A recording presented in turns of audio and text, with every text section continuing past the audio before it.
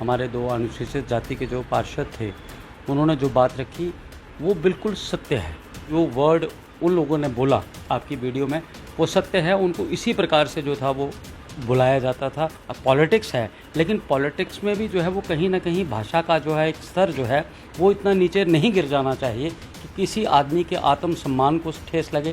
कि बहुत गंदी और बहुत गिरी हुई भाषा का इस्तेमाल करते हैं। पिछले लगभग 5 या 6 महीने में मैंने म्यूनिसिपल काउंसिल के दफ्तर में जाना भी लगभग छोड़ दिया था, क्योंकि वहाँ का जो माहौल था, वहाँ पे जो चीज़ें ये लोग चलाते थे, वहाँ पे जिस प्रकार की गतिविधियाँ चलती थी, वहाँ पे जिस प्रकार से भ्रष्टाचार को बढ़ाने का काम चलता था, वो मेरे ख्याल से मेरे जैसा आदमी बर्दाश्त नहीं कर सकता। उन 2-3 व्यक्तियों को छोड़कर, चाहे वो कोई सरकारी अधिकारी हो, चाहे वो सरकारी कर्मचारी हो, चाहे वो हमारी म्यूनिसिपल काउंसिल का पार्षद हो, इवन जो हमारा एक छोटा सा पीएन है दफ्तर का, उसको आप ऐसी लैंग्वेज इस्तेमाल करेंगे कि वो अपने बाप का ही बेटा नहीं है, वो किसी और का बेटा है। कोई भी एक समझदार आदमी, एक पढ़ा लिखा आदमी ऐसी भाषा का इस्तेमाल जो है वो कतई बर्दाश्त नहीं कर सकता। पार्टी हमारे लिए सर्वोपरि है, इसमें कोई शक की बात नहीं है। हमारी कमिटमेंट पे अगर कोई सवालिया निशान लगाता है तो वो सवालिया निशान कहीं ना कहीं उस पर चला जाता है। हमें कहा गया कि करिए, जब हमने किया तो कह दिया कि नहीं जी ये फलाने का आदमी है, ये फलाने का आदमी है, ये टिंगड़े का आदमी है। हमें किसी तरीके से वो कहा।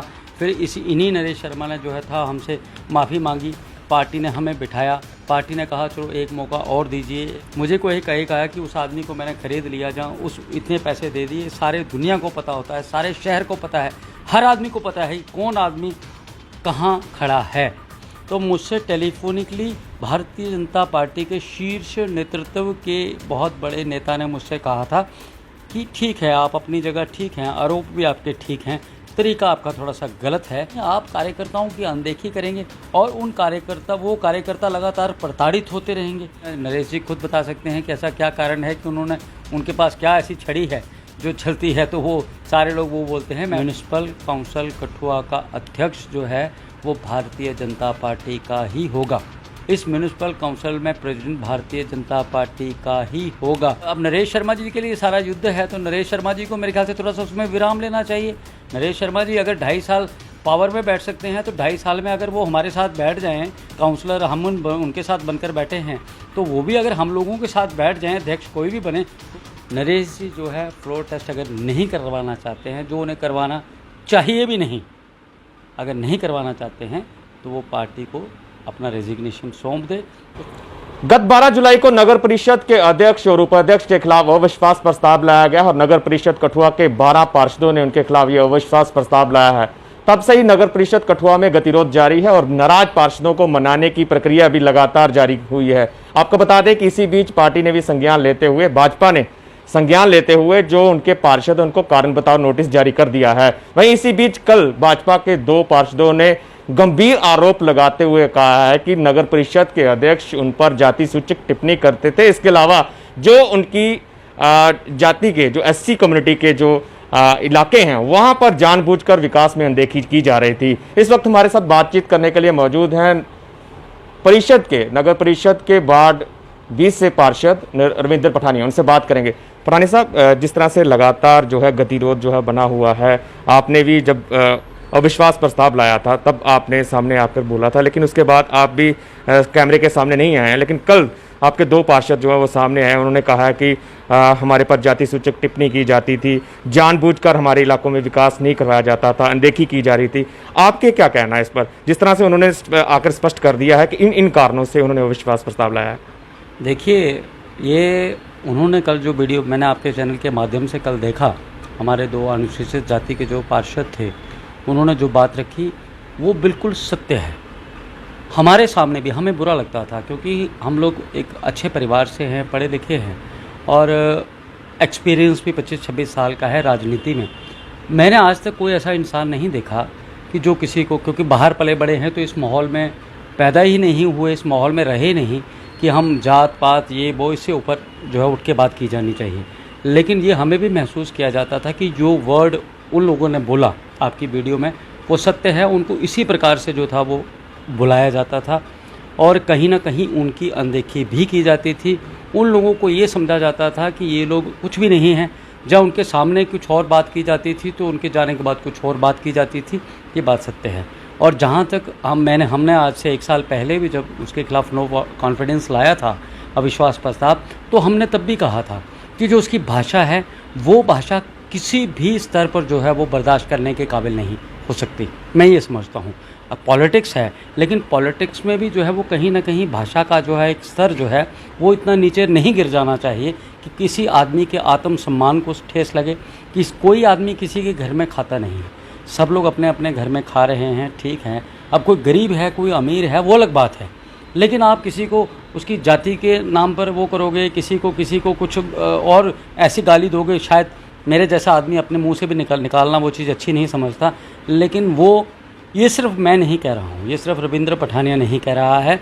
आज की डेट में मैं दावे के साथ कह सकता हूँ, इस कठुआ शहर जिस म्यूनिसिपल काउंसिल के अध्यक्ष नरेश जी हैं, अगर आप एक जनरल सर्वे कर लीजिए, 90% से ज़्यादा लोग आपको यही बात कहेंगे कि उसकी भाषा जो है वो किसी भी स्तर पर ठीक नहीं है, और वो जो भाषा का इस्तेमाल करते हैं वो किसी भी तौर पर उसको आप ये नहीं कह सकते कि उसको बर्दाश्त किया जा सकता है या वो कोई मान्य है, ऐसा है ही नहीं।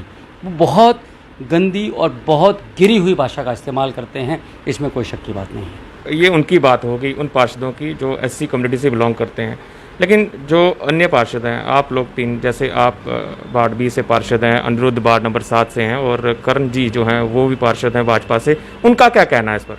देखिए, मैं आपको सबसे बड़ी बात ये कहना चाहूँगा कि मैं एक ऐसे परिवार से संबंध रखता हूँ जिसका फ़ौज के साथ संबंध रहा है, और हमने आज तक जो चीज़ सीखी है, जो हमारे खून में है, जो हमारी रग रग में है, कि हम कोई भी ऐसी चीज़, आजकल मैं आपको बताऊँ, आपको एक सत्य बात बताऊँ अपने दिल से, कि मैं पिछले लगभग 5 या 6 महीने में मैंने म्यूनिसिपल काउंसिल के दफ्तर में जाना भी लगभग छोड़ दिया था।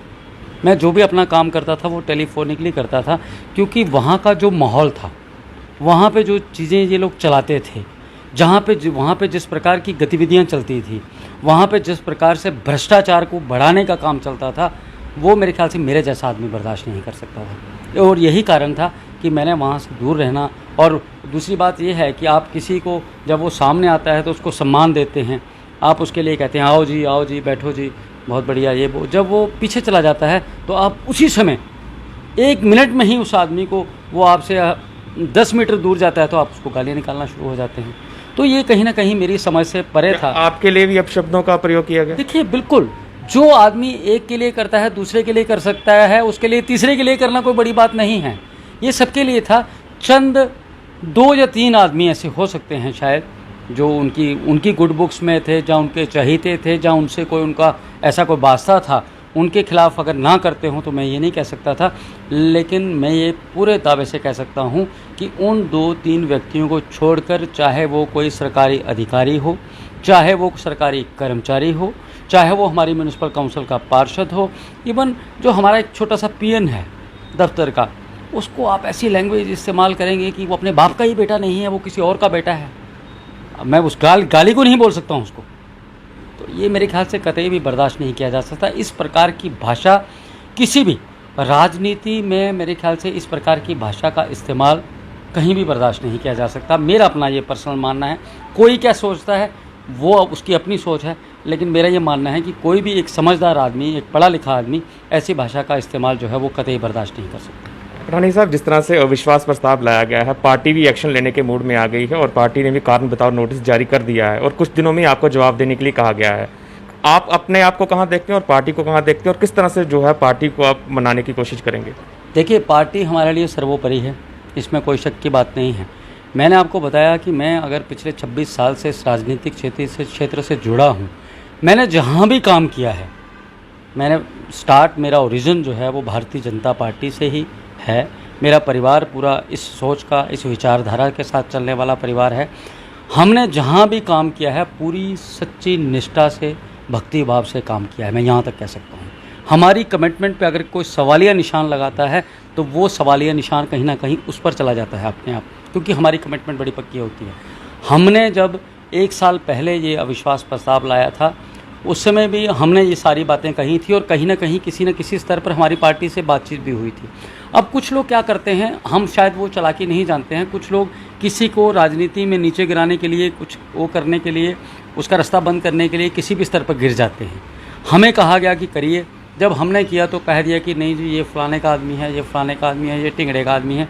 हमें किसी तरीके से वो कहा। फिर इन्हीं नरेश शर्मा ने जो है था हमसे माफ़ी मांगी, पार्टी ने हमें बिठाया, पार्टी ने कहा चलो एक मौका और दीजिए, एक गलती को जो है वो माफ़ किया जाना चाहिए। हमने फिर एक मौका दिया, चाहे हम पर फिर भी इन्होंने आरोप लगाए। हालांकि हमें किसी चीज़ की ज़रूरत नहीं है। मुझे कोई कहा कि उस आदमी को मैंने ख़रीद लिया, जहाँ उस इतने पैसे दे दिए। सारे दुनिया को पता होता है, सारे शहर को पता है, हर आदमी को पता है कौन आदमी कहाँ खड़ा है। हमारे ऊपर भी आरोप लगाए, हमने फिर बर्दाश्त किया। उसके बाद आज से लगभग 2 महीने पहले से ही हमने पार्टी के संज्ञान में ये बात लाई। हमारे 12 से 15 पार्षद जो थे वो इकट्ठे होकर जम्मू में गए।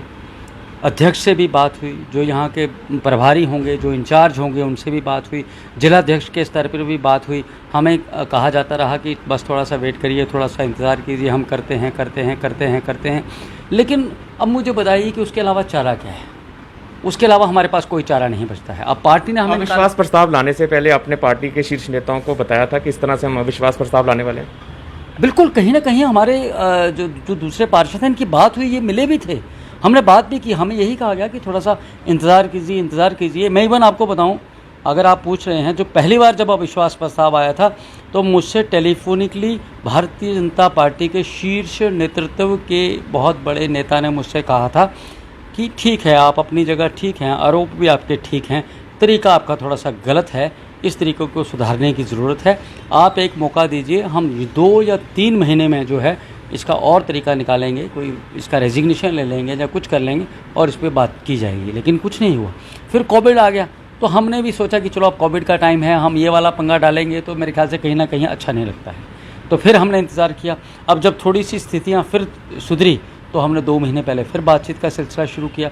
तो कहीं ना कहीं आप कार्यकर्ताओं की अनदेखी करेंगे और वो कार्यकर्ता लगातार प्रताड़ित होते रहेंगे, और वो कार्यकर्ता जो सच्ची निष्ठा से, सच्ची भक्ति से, सच्चे भक्ति भाव से काम करते हैं, उन कार्यकर्ताओं पर आप सवाल। जिस तरह से आप बोल रहे हैं कि आपने सारी जो अपनी व्यथा है वो आपने वहाँ पर बयान की है, बावजूद इसके आपकी नहीं सुनी जा रही है और नरेश शर्मा की वहाँ पे सुनी जा रही है और आपको कारण बताओ नोटिस जारी किया जा रहा है। देखिए, अब इस बात पे मैं क्या टिप्पणी कर सकता हूँ? इस बात पे तो शीर्ष अधिकारी टिप्पणी कर सकते हैं, या नरेश जी खुद बता सकते हैं कि ऐसा क्या कारण है कि उनके पास क्या ऐसी छड़ी है जो चलती है, तो वो सारे लोग वो बोलते हैं। मैं अपनी बात करता हूँ। अब आपने देखा पिछले दिनों नगरी में भी जो था, वो नगरी जो कमेटी है वहाँ पे भी विश्वास प्रस्ताव आया था, और जहाँ तक मेरी जानकारी है नगरी कमेटी में जो विश्वास प्रस्ताव आया वहाँ किसी को शो कॉज नोटिस नहीं निकाला गया। लेकिन आज जब कठुआ म्यूनिसिपल काउंसिल की बात आती है तो शो कॉज नोटिस भी निकल जाता है। सारी चीज़ें इतनी जल्दी हो रही हैं, इतना समय डाल दिया जाता है।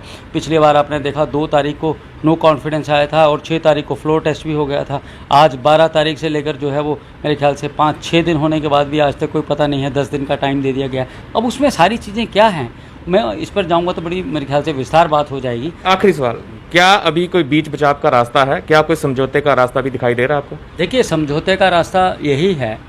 हम फिर एक बार जो है, अगर आपने हमसे बातचीत शुरू की है, मैं एक ही बात कहना चाहता हूं कि समझौते का रास्ता यही है।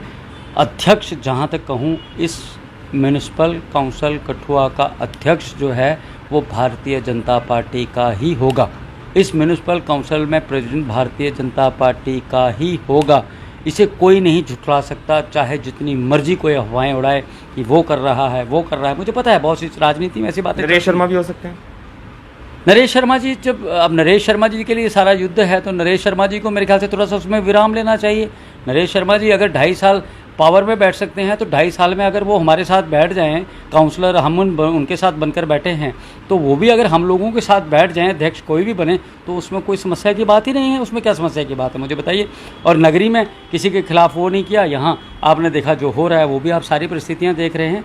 तो मैं यही कहना चाहता हूँ कि पार्टी इस समय सबसे जो सही है, जो मैं समझता हूँ, जो हमारा स्टैंड है, नरेश जी जो है फ्लोर टेस्ट अगर नहीं करवाना चाहते हैं, जो उन्हें करवाना चाहिए भी नहीं, अगर नहीं करवाना चाहते हैं तो वो पार्टी को अपना रेजिग्नेशन सौंप दे। उसके बाद पार्टी के साथ जो है वो मिल बैठकर बात की जा सकती है।